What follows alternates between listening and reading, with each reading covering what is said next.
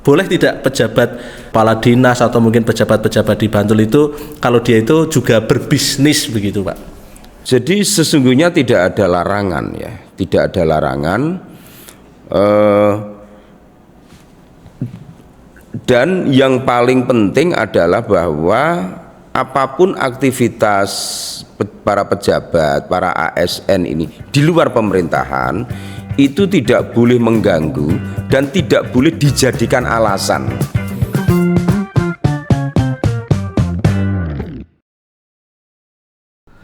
Assalamualaikum Lur, ketemu lagi Lur. Momen keberapa ya Lur ya ketemu dengan saya? Ya kita hitung aja lah, kita udah banyak bertemu dengan teman-teman semua ya di podcastnya AMM Piungan. Dari Piungan kita mencerahkan Indonesia. Teman-teman sekalian, sedulur-sedulur warga Bantul, khususnya warga muda Bantul, apa kabar? Sehat semua ya?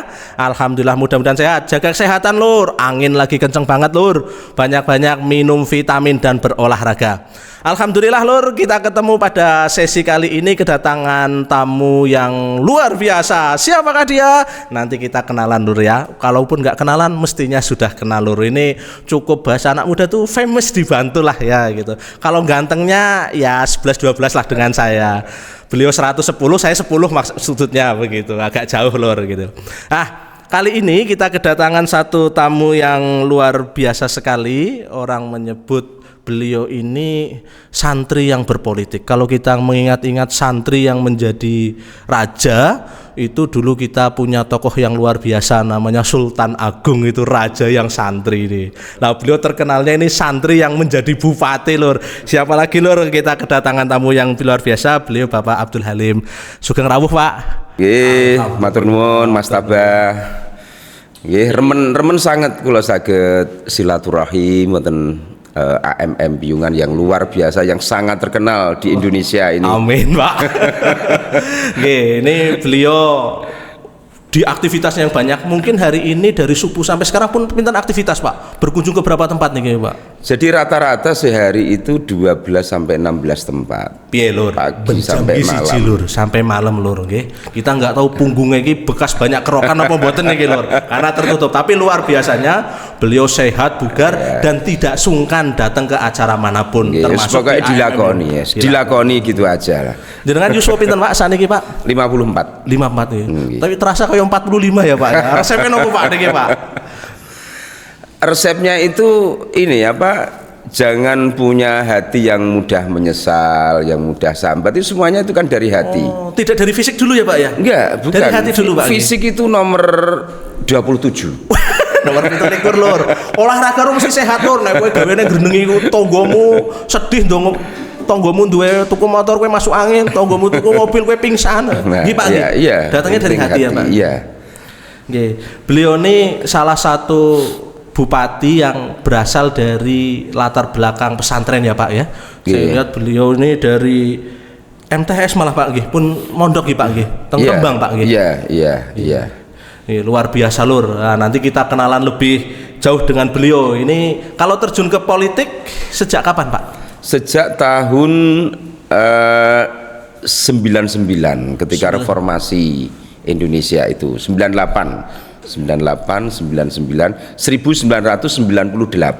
kan reformasi ya, kejatuhan Pak Harto itu kemudian muncul partai-partai baru, partai-partai di era reformasi. Nah saat itulah saya itu terdorong atau ditarik untuk terjun ke politik. Apa Pak yang membuat Bapak itu punya ketertarikan di politik? Karena politik itu kan bagian dari dakwah ya Pak nggih. Iya, orang banyak salah memahami bahwa politik itu kotor, politik itu jahat, politik itu tipu muslihat. Orang kan memahaminya seperti itu. Padahal menurut keyakinan saya yang saya peroleh dari guru-guru saya mengajarkan bahwa politik itu bagian dari cara kita memperjuangkan nilai-nilai syariat. Nilai-nilai syariat itu apa toh? Ada 5 kan, yaitu mempertahankan atau memelihara agama, memelihara jiwa, memelihara keturunan, memelihara harga diri, memelihara harta benda. Itu kan apa namanya, maksud diturunkannya syariat ya, atau maqasidus syariah itu haruslah diperjuangkan. Nah, salah satu cara memperjuangkannya ya melalui alat-alat kekuasaan, diantaranya adalah eksekutif di pemerintah daerah.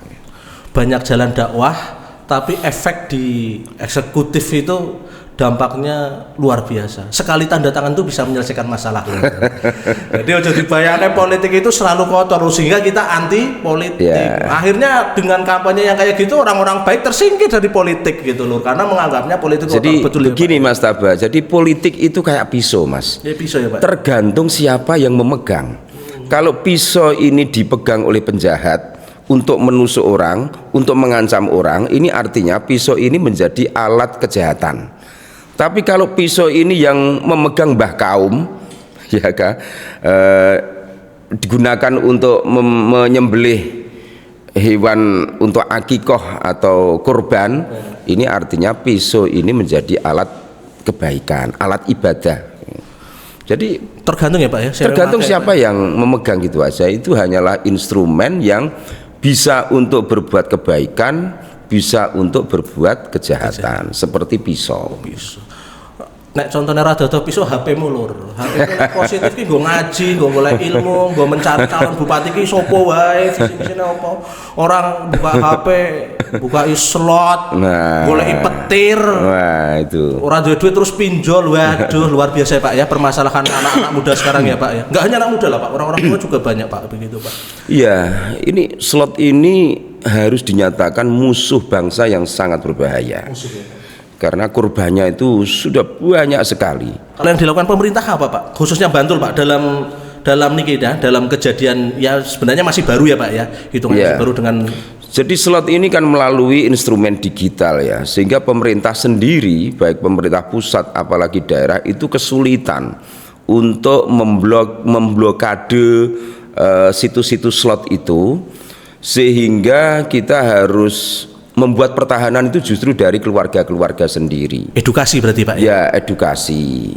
Apa masih kurang bukti berapa banyak orang ini yang merana karena slot, yang bangkrut karena slot, yang geger rumah tangganya karena slot. Sampai bubaran ya Pak? Iya, itu banyak. Ini kan loh, bagaimana caranya mengontrol pemerintah? Wong di dalam kamar itu bisa main. Kalau dulu ada bandar Ceriwik di Wayangan. Ceriwik apa Pak? Ceriwik itu ya judi. Oh, manual ya, Pak, ya? Judi konvensional. Itu mudah saja dibubarkan oleh Satpol PP. Lah sekarang gimana caranya membubarkan? Kadang-kadang di dalam musola juga. Dolanan slot. Kurang ajar lur. Musola dolanan slot lur. Walat lur. Itu gimana caranya? Ya caranya kita harus terus melakukan persuasi, motivasi, ya edukasi ke keluarga-keluarga, terutama ke generasi muda. Memang eranya demikian ini. Kadang-kadang beberapa saya hadir di acaranya Pak Halim ini juga menyampaikan ya Pak ya, ketika masyarakat banyak itu Pak ya tentang slot iki Pak ya. Aja dolanan slot, durung ngono ceritane wong dolanan slot itu dadi sugih. Durung ngono wong itu sudah diatur. Sistem ya Pak. Ada algoritma sistem yang ya sesekali seseorang itu dimenangkan biar tuman, biar tetap kecanduan. Tetapi setelah itu dia main nggak pernah menang. Itu kan diatur sepertinya acak, tetapi kan bahkan yang terbaru Pak itu ada komplotan yang ditangkap polisi kan Pak ya. Yang menang itu pun rekayasa Pak. Yang menang itu rekayasa, dia dibayar untuk bercerita bahwa dia menang. Itu menipunya luar biasa lur. Kalau kamu masih belum sadar, wah ya kebangetan ya Pak ya. Tapi pemerintah punya saya lihat kampanyenya baru sosialisasi Pak ya, alat peraga baliho-baliho pemerintah itu kayaknya ya. Kementerian Kominfo itu sudah sering memblokir, meretas gitu saluran-saluran slot itu, tapi kan muncul lagi dengan mudah, muncul lagi. Atau pakai VPN Pak, merubah jalur gitu. Kadang maling itu lebih pintar daripada yang punya rumah Pak. Bener.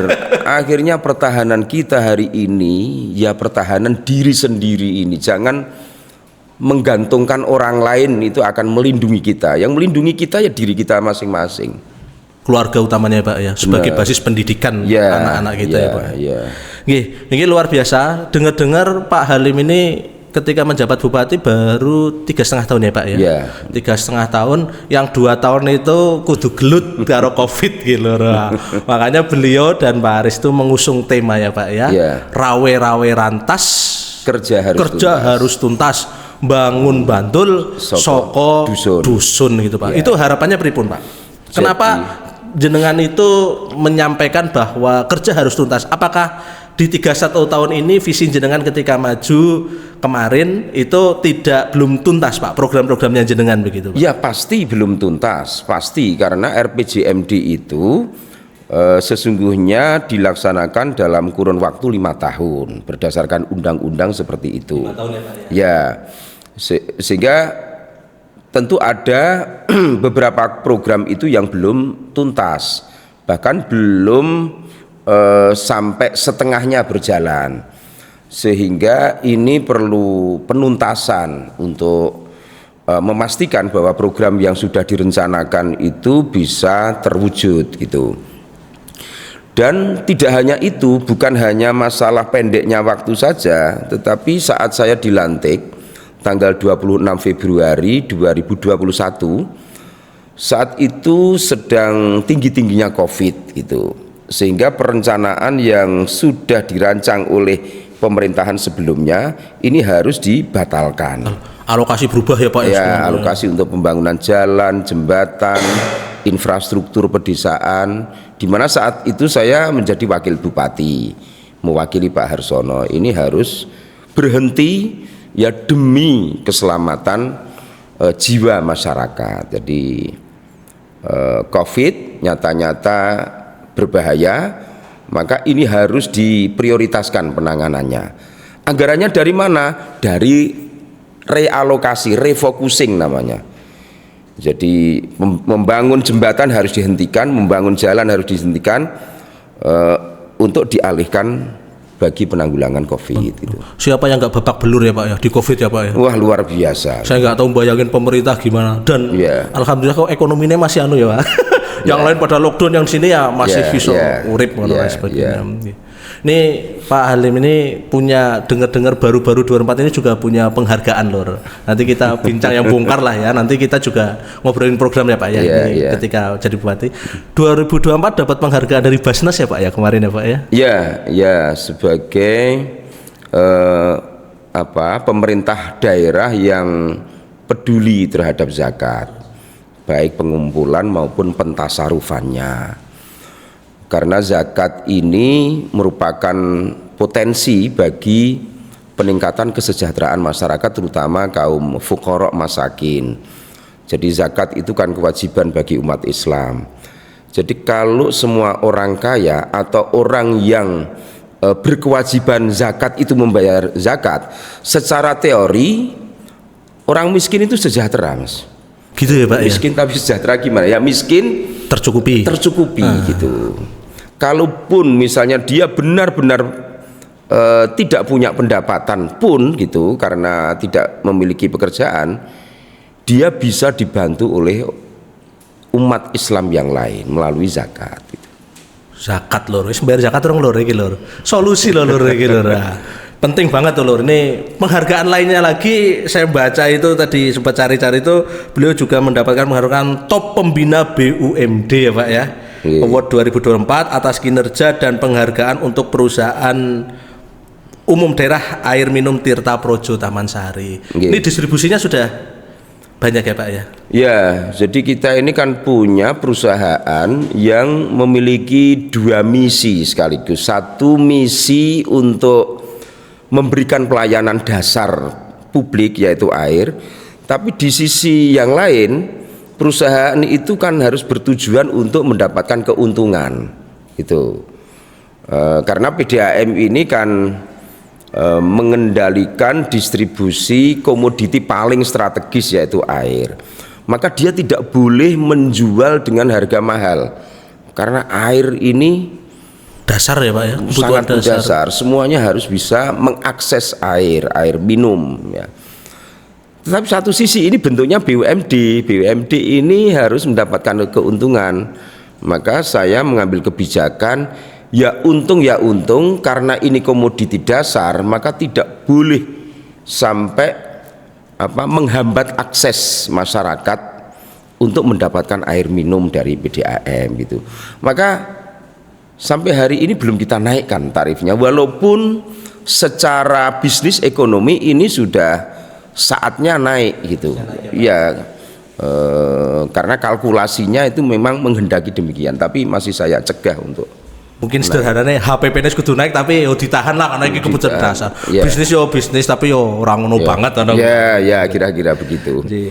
Ini juga dapat penghargaan apalagi ini banyak loh, nanti kita searching bareng-bareng karena tujuannya kami membuat podcast macam ini agar masyarakat tahu Pak siapa calon yang akan dipilihnya. Jangan sampai kita memilih itu tidak berdasarkan, atau kita memilih itu harus berdasarkan pada mengetahui siapa calon kita, sehingga kita milihnya dengan hati yang jernih, pikiran yang matang, tidak berdasarkan pada biddingan yang diterima Pak. Kan angel Pak, politik harus biddingan. Nah, kayak program-program ujung-ujungnya biddingannya piro, biddingan gundulmu kok lur. Ayo lur, kita berusaha bareng-bareng lur menciptakan demokrasi yang baik. Luar biasa. Walaupun ya mungkin hasilnya belum maksimal Pak, tapi itu adalah upaya ya Pak. Iya. Ini dengar-dengar itu kalau Bapak ini kan nyuwun sewu terkesan itu kan NU banget ya Pak ya, terkesan itu NU banget, pengurus NU lain sebagainya. Tapi dengar-dengar Bapak juga ada silsilah keluarga dengan atau mungkin keluarga besarnya dari Pak A.R. Fakhrudin ya Pak ya, dengar-dengar ya Pak ya. Jadi baik saya maupun istri saya itu circle-nya Muhammadiyah dan NU. Misalnya paman saya, adik sekandung bapak saya itu pengurus Muhammadiyah. Saya sendiri itu, istri saya Emi Masruroh itu adalah cicitnya Mbah Siti Rohmah, putrinya Mbah Fakhrudin, saudara kandungnya Mbah A.R. Fakhrudin. Maka kami ini satu trah sama beliau dan sering ketemu. Misalnya sama Dr. Fauzi A.R., Pak Sukriyanto A.R., dan semuanya tokoh Muhammadiyah dalam keluarga kami itu. Termasuk kami keluarga mendirikan SMK Muhammadiyah Ar-Rahmah di Kedung Bule, Poncosari, yang itu juga kita terlibat untuk memikirkan bagaimana SMK Muhammadiyah ini bisa berkembang dan eksis gitu. Wih lur, informasi baru lah ya, saya juga baru tahu gitu. Ternyata istri beliau itu bagian dari keluarga besarnya, trahnya lah nek wong Jawa ngomongnya trahnya mbahnya A.R. Fakhrudin. A.R. Fakhrudin itu sapa? Wah nek wong Muhammadiyah ora ngerti A.R. Fakhrudin ora tau melu pelatihan apa maca buku lur lah ya. Diragukan. Di luar Muhammadiyah sangat mengenal Mbah A.R. Wih kiai ini di Muhammadiyah itu jarang ada kiai Pak. Salah satunya kecuali Kiai A.R. Fakhrudin gitu Pak. Ya bahkan banyak yang nggak tahu AR itu apa, AR itu singkatan apa gitu kan. AR itu kan Mbah Abdur Razak. Abdur Razak namanya Pak. Ya Abdur Razak, tapi saking populernya ya Mbah AR gitu aja. Mbah AR. Fakhrudin itu bapaknya. Bapaknya ya. Sehingga trahnya jadi trah Fakhrudin mungkin. Iya. Oke lur. Nah Pak, ini ngomong-ngomong tentang pengembangan di Bantul Pak ya, pembangunan di Bantul. Kalau Bapak melihat bagaimana nyuwun sewu Pak, dasar utama kemajuan bangsa itu kan sebenarnya di pendidikan ya Pak ya. Benar. Infrastruktur tetap harus dibangun, itu menjadi pondasi. Tadi kita sudah berbicara banyak infrastruktur dengan calon wakil beliau gitu, karena memang bidangnya itu juga ternyata Pak. Nah kali ini saya tidak akan berbicara atau diskusi dengan Pak Halim itu tentang infrastruktur, tapi akan berbicara lebih pada SDM, pendidikan khususnya. Lah di Bantul kita tahu sekolah-sekolah swasta dan sekolah-sekolah negeri itu ya jumlahnya sama-sama banyak Pak. Benar. Kalau sekolah negeri mungkin relatif agak ini ya, agak ya gurunya kesejahteraannya sudah lumayan lah ya. Tapi di sekolah swasta itu honorer ya nyuwun sewu ya kadang untuk sampai UMR aja masih jauh. Mungkin ada di daerah pelosok malah gajinya mungkin 300-400 ribu begitu. Nah kalau dari programnya Pak Halim sendiri ada tidak Pak program-program yang sifatnya adalah bagaimana mengangkat harkat martabat atau mungkin sederhananya bagaimana kesejahteraan guru ini bisa ditingkatkan Pak? Selama ini sudah kita upayakan ya peningkatan kesejahteraan guru, baik melalui Bosda maupun insentif bagi guru-guru negeri maupun swasta. Maksudnya negeri itu guru honorer di negeri dan guru swasta. Nah, tentu kita punya harapan besar dan keinginan agar guru-guru kita itu kesejahteraannya terus dinaikkan minimal sampai batas kepatutan kepantasan, yaitu UMR plus, UMK plus gitu. Nah, sampai hari ini rata-rata belum mencapai itu. Ada yang sudah mencapai, ada yang belum. Maka dalam salah satu program unggulan kami yang sudah kami serahkan ke KPU itu berbunyi peningkatan profesionalisme dan kesejahteraan guru.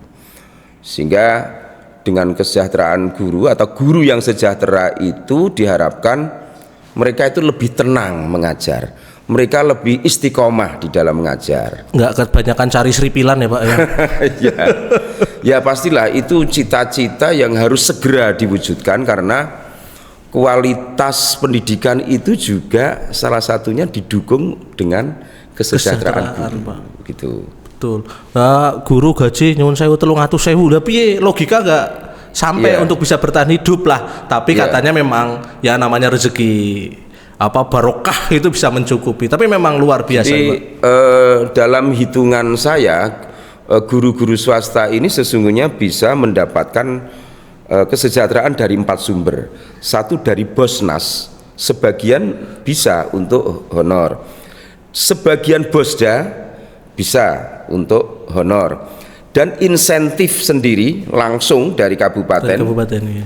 ke Bainim guru, dan yang keempat dari yayasan di mana dia itu bertugas gitu. Sehingga setidaknya dari 4 ini ya mestinya bisa mencapai satu standar minimal ya, standar minimalnya gitu ya. Guru-guru senang ya Pak dengar program bagaimana serius, karena bagaimanapun kita harus mengapresiasi guru dengan pantas. Saya berpendapat seorang guru itu tidak pantas untuk mendapatkan UMK, mestinya lipat dari itu. Karena apa? Dia memiliki tanggung jawab yang besar kan, mencerdaskan kehidupan bangsa. Bukan hanya cerdas secara intelektual saja, tapi kan juga cerdas secara emosional, cerdas secara spiritual, sosial. Ya, sosial dan lain sebagainya. Karena kita ingin mewujudkan generasi yang tidak cerdas secara intelektual saja kan. Cerdas secara intelektual tapi ngakali, korupsi, menipu, ya, bikin onar itu kan. Pinter toh Pak. Kalau orang pinter udah banyak ya Pak ya. Tapi pinter yang bagaimana bisa membangun gitu. Kalau korupsi itu kan pinter loh, tapi nggak membangun. Nah Pak, ini terkait dengan isu-isu kekinian lagi Pak. Ini di programnya Bapak ini. Sekarang yang dikeluhkan petani Pak. Petani itu kan nyuwun sewu ya, dia punya tanah misalnya luas gitu Pak ya. Itu kan bukan berarti dia kaya Pak ya. Tapi dia ya kadang dapat tanah warisan. Sawah itu warisan. Kadang-kadang misalnya sebelah saya Pak, simbah-simbah itu Pak. Mbah niku kok jenengan gak ada kata PBB.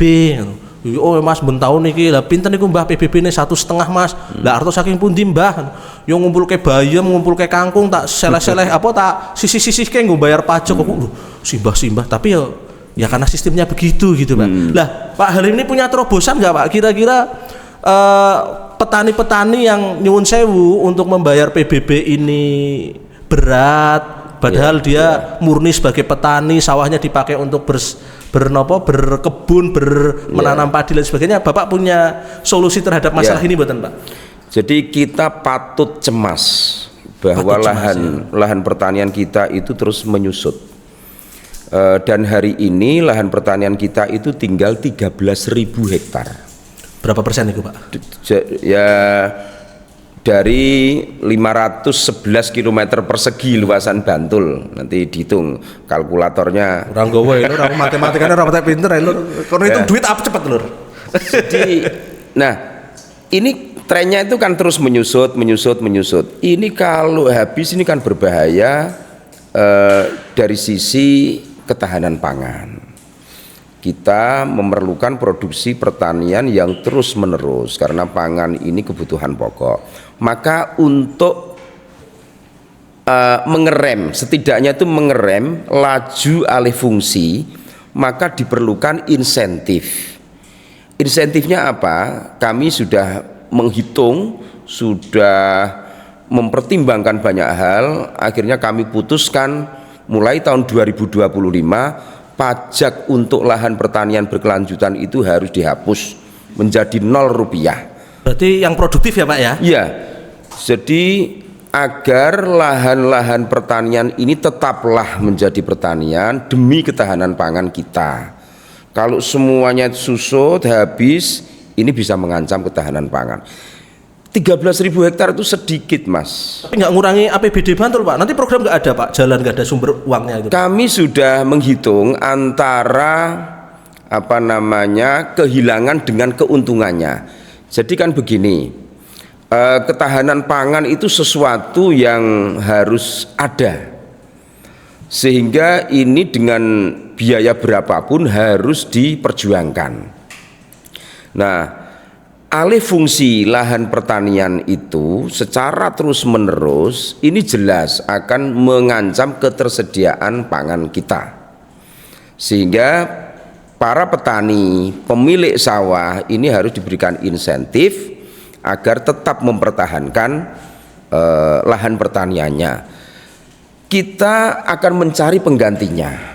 Masih ada sumber-sumber pendapatan daerah yang lain yang bisa diintensifikasikan, sehingga nanti saya optimis dengan berkurangnya PBB dari lahan pertanian ini kita akan mendapatkan yang lain dengan bisa intensifikasi. ditutup ya Pak iya, ya? Iya. Udah masalah petani muda udah sedikit, jaraknya berminat, bebannya besar, soalnya mundur alon-alon. Nah, begini Mas, beras itu kan komoditi politik, dia tidak boleh mahal. Nah, kalau harga beras itu sampai 26.000 per kilo ya kiamat Mas. Masya Allah, 15.000 wingi kasih sambat ya Pak. Jadi kan seolah-olah kita jadi 5.000 Pak. Kita ini kan seolah-olah menjadi tidak adil kepada petani. Petani tidak boleh menjual beras atau gabah mahal, tetapi tidak ada fasilitas di sisi produksinya. Maka ini kan ada namanya harga eceran tertinggi HET, dibatasi betul itu. Dia nggak boleh menjual lebih dari harga batas atas itu. Maka ya di sisi produksinya kita ringankan, kita mudahkan, pajaknya dibikin 0, kemudian bantuan traktor, kultivator, combine harvester, rice transplanter, apa Mas Wi? Apal tenan iku lho orang ngertos ya Pak. Jadi combine harvester itu mesin pemanen. Terus rice transplanter itu mesin penanam. Karena sekarang cari buruh tandur itu kangelan. Maka harus diganti mesin, dan pemerintah menghibahkan itu, membantu para petani untuk bisa terus berproduksi dengan mesin-mesin pertanian itu gitu. Jadi memang petani itu harus dibela ya Pak ya? Iya. Mereka menyelamatkan perut kita. Padahal angel-angel koyo ngono engko wayahe panen ya harga murah. Harga murah gitu.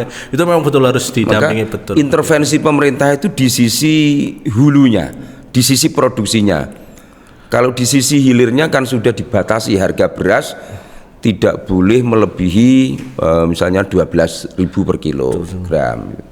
Tuh luar biasa loh. Nah, dengan begini kita tahu program-programnya Bapak seperti apa. 2025 ada program bagaimana lahan pertanian dibebaskan pajak. Dibebaskan yang produktif ya Lur ya. Mas Udin beli sawah terus di deke umah njaluk pembebasan pajak Lur. Jangan Dek ya, jangan ya. Itu nanti pajak. Ya diterapkan kembali pajak. Diterapkan kembali. Jadi lahan yang produktif ya Mas Lesi. Memang akhirnya jadi pemerintah tuh ya berkorban. Nah, duit pajak ya oke loh, dari uang 100-200 ribu dikalikan ya Pak ya, akhirnya banyak ya Pak. Pak, untuk terkait dengan masalah sosial kekinian Pak ya. Kita tahu di Bantul itu sebagai pusat jujukannya sampah di kota dari tempat lain gitu ya. Kira-kira dan sampah itu kalau ditumpuk yo isinya menggunung tok Pak. Benar. Bagaimana strategi pengelolaan sampah dari pasangan Halim ini Pak? Ya baik, ini pertanyaan yang mewakili banyak masyarakat kita. Jadi perlu diketahui bahwa Bantul ini adalah tempat bagi pengolahan sampah tingkat DIY.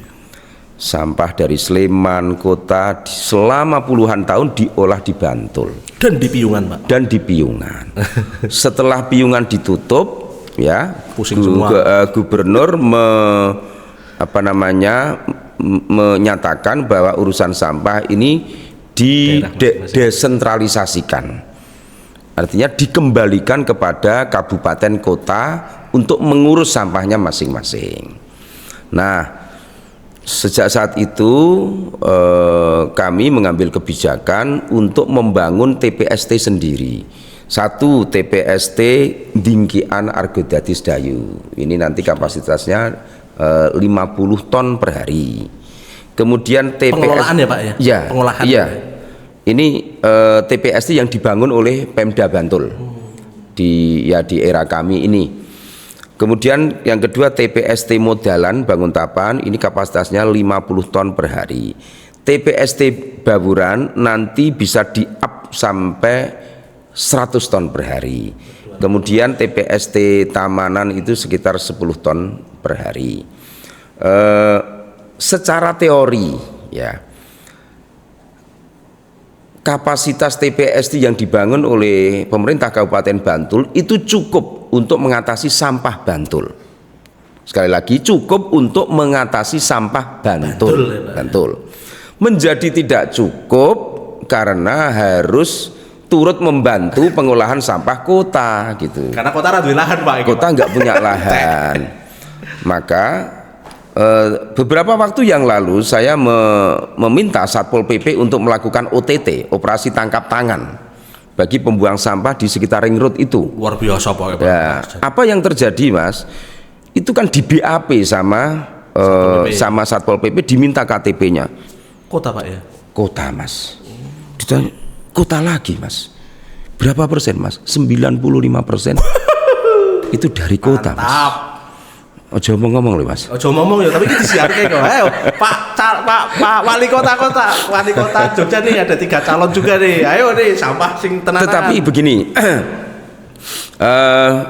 saya optimis nanti setelah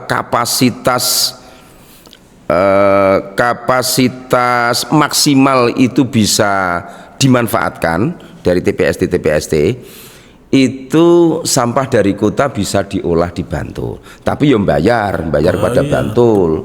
Ojo penak etok yo Pak yo. Ya, karena untuk menggerakkan mesin pengolah sampah ini perlu biaya gitu. Sebenarnya semangatnya tuh di Bantul sudah sampai pada tingkat pedukuhan Pak. Di pedukuhan sini Bintaran Kulon itu Pak, itu kita bikin alat inserator Pak sama alat pemisah itu bagus itu. Itu tidak dari dusun, tidak dari mana Pak, kita membuka investor Pak, urunan Pak sampai angka 20 juta gitu. Harapannya sebenarnya di masyarakat bawah itu pengen berpartisipasi Pak, cuma kan karena di masyarakat itu kan SDM sumber dayanya kan terbatas ya Pak. Memang menjadi pemegang utama itu harus pemerintah Pak begitu. Dari edukasi atau pengelolaan begitu. Semangatnya sebenarnya sudah sama dengan pemerintah ini Pak. Cuma memang sampah itu harus diolah. Kita kan punya alokasi untuk pedukuhan namanya P2BMP, Program Pemberdayaan Masyarakat Berbasis Padukuhan, di mana masing-masing padukuhan itu kita alokasikan 50 juta per tahun. Jadi padahal ada 933 padukuhan, jadi totalnya itu ada 46,6 miliar yang kita salurkan ke padukuhan. Salah satu pemanfaatannya adalah untuk pengelolaan sampah di tingkat kampung, tingkat pedukuhan. Betul, biar nggak numpuk di sana Pak ya. Bener. Selain edukasi sih tentunya, Nggih. bagaimana bisa memilah Ya. dan menggunakan ilmu orang zaman dulu. Sing isi duwe lahan ya digaweni anu lah, Ya. jeglongan apa-apa nek sing Ya, di daerah Panda misalnya Caturharjo itu membangun 5.000 jogangan. 5.000. Ya, tetapi kita berpesan, kita pastikan seluruh masyarakat itu paham bahwa yang dibuang di jogangan adalah yang sampah organik saja. Mboten pareng buang beling plastik teng jogangan. Itu harus diolah di tempat lain. Betul betul. Luar biasa sekali. Jadi memang kita membedahnya tidak program satu-satu ya, tapi berdasarkan masyarakat. Nih Pak, ada tanggapan Bapak mengenai lagi ramai juga nih Pak nih. Yeah. MUI Muhammadiyah NU juga membuat pertanyaan. Sorry lur, pernyataan karena Rono Kopine lur kadang ngomongnya salah lur. Pernyataan bersama-sama tentang bagaimana memerangi peredaran miras yang luar biasa Pak. Gitu. Benar. Jadi kata bahasa salah satu ketua Muhammadiyah itu tuku ombe-ombenan galak kuwi, aku yo ora ngerti lur, orang tau ngombe yo lur ya. Itu koyo gampangnya tuku es teh ning angkringan saiki Pak, begitu. Ya. Karena saking beredarnya. Lah ini dari segi regulasi ataupun bagaimana pendapat Bapak mengenai hal ini, Pak? Ya. Jadi untuk menghentikan peredaran miras itu ya dari hulunya, bukan dari hilirnya. Dari hulunya itu artinya apa? Dari sumber produksi atau pembuatan miras itu sendiri. Dan itu berada pada pemerintah pusat kewenangan itu, karena industrinya itu bisa di mana saja, diberikan izin apa tidak itu kewenangan ada pada pemerintah pusat. Yang sampai di daerah-daerah itu kan distribusinya dijual di warung-warung secara bebas. Dan berapa kali di era saya ini kita lakukan penggerbekan dan pemusnahan miras-miras itu dengan cara dilindas stom itu, ya, itu berapa ribu botol sudah kita musnahkan, berapa puluh kali kita melakukan penggerbekan Satpol PP, tetapi kan itu sampai hari ini tidak menghentikan peredaran itu. Berarti ya dari hulu ya Pak ya? Hulunya, dari hulunya. Berarti pabriknya itu di mana gitu. Sampai hari ini kita belum tahu gitu. Saya meyakini di Bantul nggak ada pabriknya, kecuali ya ilegal. Kecuali yang miras oplosan itu katanya dibuat dari minyak cat itu. Ya itu jelas sangat ilegal itu. Tapi komitmennya tetap dalam tanda kutip itu ya Pak ya, mencoba mengendalikan yang harus tidak terbuka begitu Pak. Ya jelas lah itu, dan kita komitmen untuk itu, dan beberapa kali laporan masyarakat kita tindak lanjuti dengan penggerbekan dan pemusnahan. Karena dengar-dengar gitu ya masalah baking dan lain sebagainya Pak, juga kok jadi ruwet ya kayak gitu.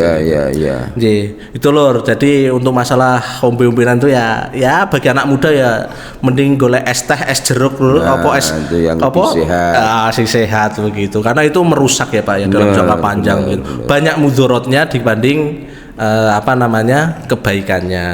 Lalu menurut tanggapan Bapak begitu selama 3 tahun menjabat ini dan Bapak berusaha meyakinkan masyarakat untuk dapat mendapatkan kembali amanah menjadi Bupati Bantul terkait dengan pejabat-pejabat yang nyuwun sewu gitu kemudian berbisnis, itu kalau dari pandangan Bapak semacam-macam. Boleh tidak pejabat di bawah Bapak gitu, kepala dinas atau mungkin pejabat-pejabat di Bantul itu kalau dia itu juga berbisnis begitu Pak? Jadi sesungguhnya tidak ada larangan ya, tidak ada larangan, dan yang paling penting adalah bahwa apapun aktivitas para pejabat, para ASN ini di luar pemerintahan itu tidak boleh mengganggu dan tidak boleh dijadikan alasan. Dia absen, dia tidak melakukan tugas-tugasnya. Kamu kemana kak kemarin nggak masuk, saya baru ngurusi dagangan, itu nggak bisa. Oleh ya Pak ya? Itu jelas nggak bisa. Tupoksinya pekerjaan dulu. Pekerjaan utama dulu. Sebagai abdi negara itu. Apapun alasannya itu tidak boleh. Tetapi undang-undang tidak melarang. ASN punya warung, ya kan, ASN punya investasi, itu boleh, tetapi tidak boleh menjadi direktur, tidak boleh menjadi top manager di situ. Ya harus anaknya atau istrinya gitu ya, begitu. Artinya sehingga tidak menjadikan jabatan itu sebagai pelancar bisnisnya dia, ya, Pak, ya. Itu namanya nanti akan muncul namanya konflik kepentingan. Kepentingan sendiri, kepentingan masyarakat pribadi, ya, Pak, ya. dan kepentingan negara gitu. Kepentingan negara. Okay. Ya. Kalau terkait dengan program-programnya ini kan Bapak banyak ya Pak ya. Tentu program ini nggak bisa berjalan tanpa ada partisipasi masyarakat atau partnernya Pemda begitu Pak. Terkait dengan organisasi-organisasi keagamaan, sosial, ada Muhammadiyah, NU atau teman-teman yang lain dari. Nah, bagaimana Bapak bisa merangkul ini semua Pak? Karena kadang di pemilihan kayak gini terjadi perpecahan Pak. Wah kayak mergo mudah si kae banyak yang kesana akhirnya jadi tidak terjalin komunikasi yang baik. Lah ini menurut Pak Halim bagaimana merangkul seluruh stakeholder yang ada di Bantul agar saat ketika pemilihan sudah selesai ya ayo bareng-bareng kabeh bangun Bantul begitu Pak. Begini loh Mas Tabah, bahwa Bantul ini bukan milik bupatinya. Kapanewon Piungan ini bukan milik Panewunya.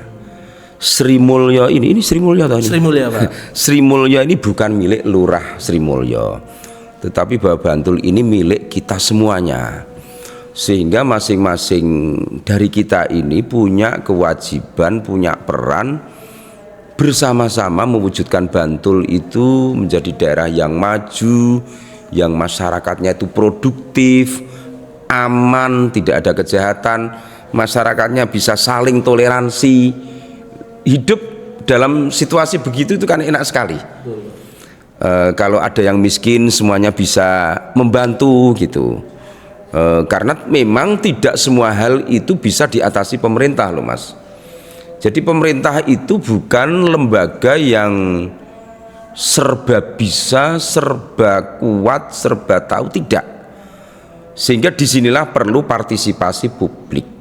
Mengapa partisipasi publik itu diperlukan? Ya karena ini daerah kita, ini negara kita. Kalau bukan kita, siapa yang berperan sopo gitu loh. Apa wong Uganda kono kan mikir ke Indonesia. Kan nggak mungkin gitu. Apalagi bupati itu kan hanya petugas publik yang sifatnya sementara saja, paling 5 tahun, 10 tahun, setelah itu ganti siapa lagi gitu. Tapi kita kan tetap sebagai warga negara itu punya kewajiban bersama ya Pak. Iya itu. Nah ini biasanya itu pejabat-pejabat bahasa di luar, wah nek wis kepilih ki angel di sambati, angel dianu. Kira-kira Pak Halim itu ketika nanti terpilih lagi itu membuka ruang publik untuk dapat menerima masukan ya Pak. Misalnya sederhanane dolaningane daleme Pak Bupati sapa ngerti so ketemu, atau bagaimana menyalurkan aspirasi dengan mudah begitu Mas Tabah bisa bertanya langsung pada Satpol PP penjaga rumah dinas itu. Bahkan Satpol PP itu malah sing sambat-sambat gitu. Malah sing sambat itu. Karena sejak awal memang saya larang Satpol PP itu untuk menolak tamu. Tidak boleh tamu itu ditolak. Walaupun ini juga ada resikonya. Pernah Mas, orang yang tampaknya itu waras gitu, karena kita saking terbukanya gitu, itu ternyata orang gila Mas. Masuk itu dibiarkan saja sampai masuk ke kamar saya Mas. Kan tertangkap CCTV itu. Loh, siapa ini? Ternyata orang gila. Nah itu kami pernah kebobolan beberapa kali karena terbuka ya Pak ya. Prinsip saya tidak boleh kita itu menolak tamu. Ya, sehingga kadang sampai malam sekali itu masih kita terima tamu itu. Mung yo anu lur, ojo yo ngerti kahanan lah wong Jawa ki ngerti apa ya, ngerti sopan santun, ngerti wayahe ndak istirahat malah sakit ra iso ngurusi Bantul lur. Nggih, luar biasa ini Pak. pemilih muda di Bantul itu kurang lebih 49% ya Pak ya. Nah nanti di akhir sesi ini Pak, kami mau minta himbauan kepada masyarakat muda dan mungkin bagaimana Bapak bisa meyakinkan publik bahwa ketika Bapak punya tagline menuntaskan pekerjaan Bantul ini, masyarakat bisa sreg kemudian dan mau memberikan amanahnya begitu Pak. Ya, halo semuanya para generasi milenial dan post milenial Bantul. Gunakan hak pilih Anda di dalam pilkada ini karena Bantul ini adalah milik kita semuanya dan masa depan Bantul ini tergantung pula pada kita. Maka pilihan Anda ini akan menentukan masa depan Bantul yang kita cintai ini. Sebagai anak muda, Anda semuanya memiliki tanggung jawab untuk bersama-sama memberikan kontribusi bagi pembangunan Bantul menuju Bantul yang lebih maju, modern, Bantul yang produktif, yang aman, yang nyaman ditempati siapa saja yang ingin bertempat, yang ingin tinggal di Kabupaten Bantul, Bumi Projo Taman Sari. Luar biasa tuh. Ojo golput lur, teko dan tentukan pilihanmu berdasarkan keyakinan dan kamu pastikan kamu membaca visi misi dan program ya Pak ya. Apakah program itu program langitan, apa program ini yang membumi? Nah, itu yang menentukan teman-teman semua. Karena ini ranahnya adalah demokrasi begitu. Sekali lagi kami ucapkan terima kasih Pak Halim, ini kerawuhanipun luar biasa menularkan semangat bagaimana kita sebagai orang Bantul itu ikut membangun Bantul dengan sebaik-baiknya ya. Membangun Bantul boleh, membangun Bantul juga boleh dua-duanya. Dan jangan lupa nyate dan ngopi lur, khasnya Bantul tuh luar biasa. Matur nuwun Mak, sehat selalu. Sami-sami.